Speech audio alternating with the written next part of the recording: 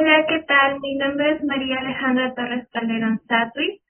Soy médico veterinaria, zootecnista, egresada de la Universidad Privada Antenor Orrego. Llevo ya 5 años dedicada a lo que es el área de oftalmología y el día de hoy voy a hablar sobre las características epidemiológicas y clínicas de la úlcera corneal en perros, Canis familiaris, en Trujillo, Perú.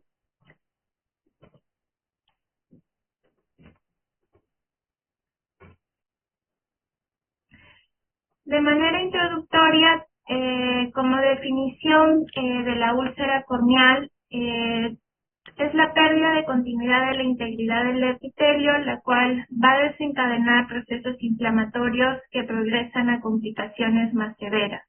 En cuanto a la etiología, esta suele ser multifactorial e involucra factores locales, así como deficiencias lagrimales y alteraciones anatómicas. En cuanto a la infección, esta suele ser secundaria al daño corneal y mayormente es de origen bacteriano. Estos microorganismos invaden la superficie corneal y dañan dicha integridad, conllevando a una pérdida de integridad y visión. En cuanto al objetivo, fue profundizar y determinar los agentes bacterianos implicados en la infección de úlceras corneales en caninos, así como optimizar el manejo terapéutico y prevenir complicaciones severas asociadas a la progresión de la patología, evaluando variables tanto epidemiológicas y aplicando criterios de clasificación para contribuir a futuro el desarrollo de protocolos clínicos mucho más precisos e implementación de medidas preventivas. En cuanto a materiales y métodos, el estudio fue de carácter transversal y se realizó en el distrito de Trujillo, ubicado en la región de La Libertad, Perú. En cuanto al procesamiento microbiológico, fue llevado a cabo en el laboratorio del Programa de Estudio de Medicina Veterinaria y Zootecnia en la Universidad Privada Antenor Orrego. Para determinar el tamaño muestral, se empleó un muestreo no probabilístico por conveniencia, condicionando por la disponibilidad de animales examinados entre noviembre del 2020 y marzo del 2021. Se examinaron un total de 60 caninos, los cuales no hubo alguna distinción en cuanto a la edad, a la raza y el sexo, y siendo así 27 caninos que cumplieron con los criterios de inclusión, ya que fueron confirmados con úlcera corneal mediante el test de fluoresceína. En cuanto a los criterios de exclusión, los caninos que no fueron incluidos en el muestreo fueron aquellos que no tenían una confirmación diagnóstica, asimismo pacientes que ya tenían un tratamiento antimicrobiano previo, es decir, menor a los 7 días, y también propietarios que no autorizaron su participación, así como caninos que no pertenecían al distrito de Trujillo. La muestra final del total de los 60 caninos representó el 45%. En cuanto a los materiales y métodos, eh, básicamente el tema del examen oftalmológico, todos los caninos fueron sometidos a este examen bajo condiciones de iluminación adecuada y a cargo supervisadas por un médico veterinario especialista en el área. Se hizo una evaluación completa de las estructuras oculares y se aplicó, si es que había un daño corneal, se aplicó el test de fluoresceína para confirmar la presencia o no de la úlcera como tal. También, hubieron pacientes con alguna posible disfunción lagrimal, en los cuales se aplicó o se realizó las pruebas complementarias, como es el caso de test de Schimmer, que evalúa la producción lagrimal, y esto fue condicionado siempre y cuando la integridad del ojo no estuviera comprometida, ¿no? Ya con el tema del procesamiento, o más que todo la obtención y transporte de la muestra, una vez confirmada la lesión, se procedía a coger 2 hisopos estériles que estaban previamente humedecidos con la solución salina. Uno de los hisopos fue frotado sobre la úlcera corneal en un ángulo aproximado de 30 grados en diferentes direcciones, evitando así el contacto directo con los bordes vertebrales, ya que esto podría aumentar la contaminación por la microbiota conjuntival, ¿no? No se aplicaron anestésicos tópicos, ya que en sí la técnica suele ser bastante inocua, no es invasiva, no genera dolor en el paciente y que tal vez el uso de este anestésico podría haber alterado la viabilidad microbiana por su actividad bacteriostática. Eh, bueno, tras la recolección se colocó el hisopo en tubos con medio Reinhardt Infusion o el caldo medio BHI. Luego se depositó en una caja de poliestireno con gel refrigerante para mantenerlo en condiciones óptimas. Y bueno, esto permitió conservar las condiciones químicas y biológicas hasta el transporte al laboratorio, ¿no? El segundo hisopo sí se utilizó para realizar un prótesis directo para luego extenderse en la lámina portaobjetos para dejarlo secar al aire libre y posteriormente realizar la tinción Gram para, digamos, determinar la coloración Gram como tal.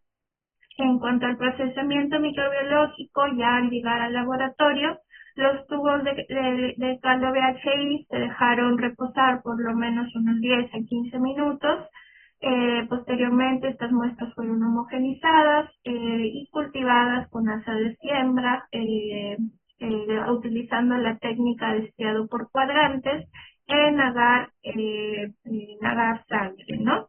Estos cultivos posteriormente fueron incubados a 37 grados centígrados por un periodo de 24 a 48 horas. Ya tras la incubación, observábamos las colonias mediante microscopía, junto también con la tinción Gram. Y bueno, seguido a esto, una vez determinado la morfología, se procedía a hacer cultivos tanto en agar manitol, si es que eran cocos, y si es que eran bacilos, tanto positivos o negativos, a agar macoqui, ¿no?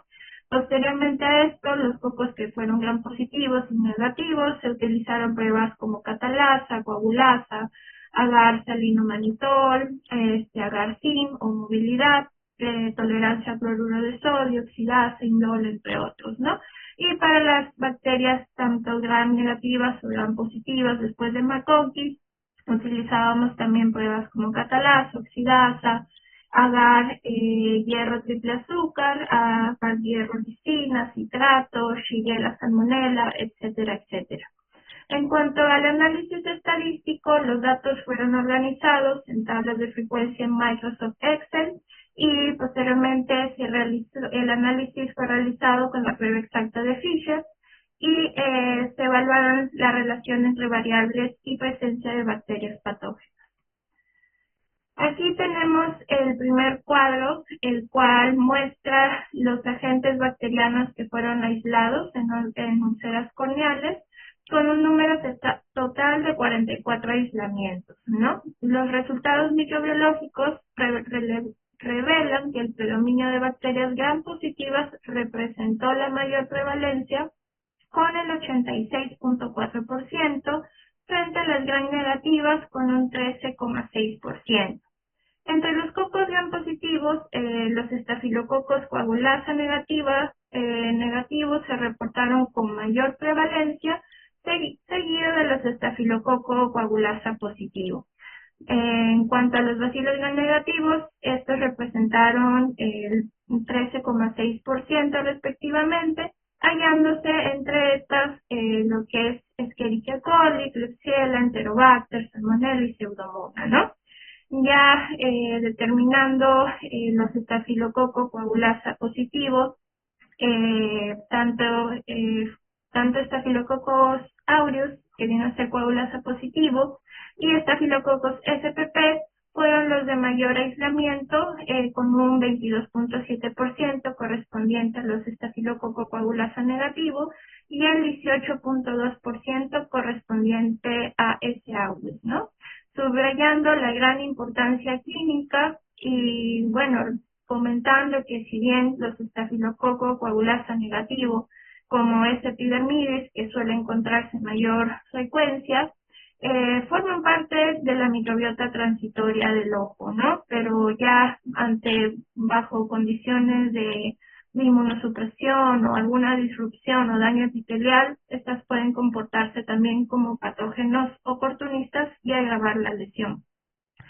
En cuanto a la tabla 3, se muestra la distribución de la gravedad de las úlceras corneales en la población de estudio, es decir, en total de los 30 ojos, y los resultados muestran una distribución similar tanto en el hallazgo de la úlcera superficial con un 43.3% y la úlcera profunda con 46.7%.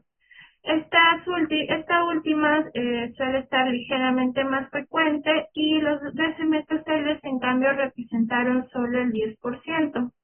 Eh, Esta distribución podría reflejar una cierta tendencia a una atención ya sea tardía o también el uso inapropiado de tratamientos oftálmicos por parte de los propietarios, lo cual va a permitir la progresión de las lesiones, ¿no? La severidad también se relaciona mucho con la virulencia del tipo de agente etiológico. Por ejemplo, en el caso de Staphylococcus aureus, esta bacteria es capaz de producir enzimas, colagenasas, entre otras, que degradan la matriz corneal, favoreciendo el avance de lesiones. Y aunque, bueno, los Staphylococcus coagulasa negativo, como ya lo mencionamos anteriormente, muestran menor virulencia, estas también pueden contribuir a una destrucción corneal.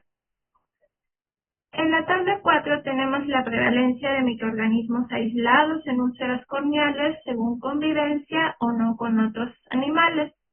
En el grupo, en caso de los animales con convivencia, se observó que hubo una mayor frecuencia de prevalencia de Staphylococcus spp con un 31.8% y Staphylococcus aureus con un 15.9%, ¿no? En contraste con el grupo sin convivencia, las frecuencias fueron considerablemente menores, es decir, que Staphylococcus spp y Streptococcus spp se aislaron en 6.8% respectivamente, y en el caso de Staphylococcus aureus solo prevaleció en 2.3%, ¿no? Y otros patógenos se detectaron en porcentajes realmente bajos, no marginales o simplemente no se identificaron. Y bueno, esta incidencia sugiere que puede haber una posible transmisión cruzada. Se reporta que en humanos ha habido una prevalencia de infecciones por Staphylococcus aureus resistentes en personas que conviven con animales domésticos, ¿no? Lo cual la hipótesis estaría respaldada. En cuanto a la tabla 5, muestra la distribución de características clínicas y demográficas por pacientes en un número de 27 pacientes, ¿no? En cuanto a la edad, se determinó que los caninos entre 1 a 7 años mostraron mayor predominio de úlceras superficiales con un 53.3%, mientras que los caninos mayores de 7 años hubo más frecuencia de semetocele, es decir, un 24.4%. Esto se podría, digamos, determinar ya que debido a la edad, ya que a mayor edad suele haber, digamos, hallazgos de déficit lagrimales e incluso se ha reportado que conforme pasan los años, la integridad corneal como tal va perdiendo su elasticidad y grosor, lo que conllevaría a lesiones mucho más profundas, ¿no? En el caso de la convivencia, se asoció que hay un mayor porcentaje de úlceras superficiales entre animales que conviven con los que no conviven, es decir, un 61.1% versus 22.2%, mientras que los caninos sin contacto presentaron mayor proporción tanto de úlceras profundas con 55.6%, como el de semetocele también, que es 22.2%. En cuanto a la raza, los caninos de raza fueron los que mostraron mayor frecuencia de úlceras profundas ante los mestizos, ¿no? Con un 56.3% versus 45.5%. Digamos, en las incidencias, los perros de raza braquicéfala, como en el caso del Shih Tzu, Bulldog y Pekinés, que fueron parte del estudio, presentaron una alta incidencia de úlceras corneales y esto se debe a su conocida predisposición anatómica, su anatomía ocular también, lo que los caracteriza por tener la exoftalmia, la abertura palpebral bastante agrandada, que viene a ser la macrofisura palpebral, el parpadeo incompleto, así como existe una mala distribución de la película lagrimal que incrementaría significativamente el riesgo a desarrollo de úlceras corneales. En cuanto al sexo, se evidenció una mayor incidencia en caninos machos, es aproximadamente 66.7%. Este hallazgo podría estar relacionado con alguna diferencia hormonal, comportamental o anatómica. Sin embargo, todavía no hay un estudio que avale la presencia de úlceras corneales asociadas al sexo como tal. En cuanto a la tabla 6, se muestran los factores etiológicos asociados a úlceras corneales en caninos. En cuanto a estos factores predisponentes, las alteraciones palpebrales fueron las de mayor prevalencia, con un 63.3%. Las alteraciones también en pestañas, en el caso de la tritiasis, también ocupó eso, y la blefaritis, que ocupó el 60%, fueron los principales factores etiológicos o causales de las úlceras corneales en los caninos estudiados. Además, bueno, dentro del grupo de las disfunciones lagrimales, se registró que el signo de conjuntivitis ocupaba el 53.3% de los casos y la queratoconjuntivitis seca un 26.7%, ¿no? Lo que indica que hay una posible participación de afecciones inflamatorias o ya enfermedades subyacentes en la patología corneal. Estas condiciones realmente alteran la estabilidad del microambiente ocular, lo que favorece mayor irritación, mayor dificultad para los procesos de cicatrización epitelial sobre todo, y aumenta el riesgo de ulceraciones e infecciones secundarias. En la tabla 7 tenemos la distribución de características demográficas y clínicas según la gravedad de las úlceras corneales. Se asoció signos clínicos en cuanto a la gravedad de la úlcera corneal en los pacientes caninos estudiados y se determinó que el dolor se asocia exclusivamente con úlceras superficiales, ocupando el 100% de la presentación clínica, mientras que el edema corneal ocupó el 63.6% y el lipopión o hipopión el 66.7%, fueron los marcadores, digamos, más característicos de úlceras profundas, ¿no? En cuanto a la epífora, mostró una asociación significativa con formas superficiales, 64.7%, en contraste con la uveitis, que se presentó en ambas formas, ¿no? Superficial y profunda, pero con mayor frecuencia en las profundas, con el 60%. Estos hallazgos sugieren que el dolor y la epífora pueden actuar como indicadores tempranos, avalando estudios previos como tal, mientras que el edema, el lipopión y la uveitis corresponderían estar más relacionados con una mayor gravedad en cuanto a la afección. Como conclusiones, los resultados del presente estudio confirman la relevancia clínica de S. aureus y otros estafilococos en úlceras corneales caninas en Trujillo, Perú. Los factores como la convivencia, la raza, la edad, incrementan indescriptiblemente la susceptibilidad a infecciones corneales bacterianas. La correlación entre estos signos clínicos con la profundidad de las úlceras proporciona realmente una información muy útil para el diagnóstico precoz y el establecimiento de protocolos terapéuticos eficaces. y este trabajo contribuye al conocimiento sobre la etiopatogenia, los factores predisponentes y la presentación clínica de las úlceras corneales, lo cual refuerza la necesidad de un enfoque integral y multidisciplinario en su manejo clínico preventivo. Y para finalizar, como agradecimiento, le agradezco mucho a la Universidad Privada Antenor Orrego por haberme brindado la disponibilidad de realizar los muestreos en el laboratorio de la facultad, así como de colegas y médicos veterinarios que me abrieron las puertas para poder llevar el estudio a cabo y poder, digamos, tener un mayor alcance y enfoque ante esta patología que hace unos años venía siendo un poco desconocida, pero ya con mayor información y mayor alcance podremos hacer un mejor diagnóstico y prevención también, que sería lo más importante para los pacientes, ¿no?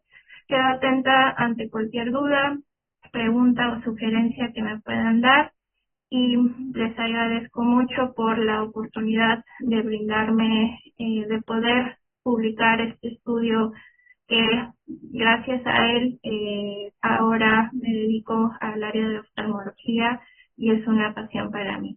Muchas gracias.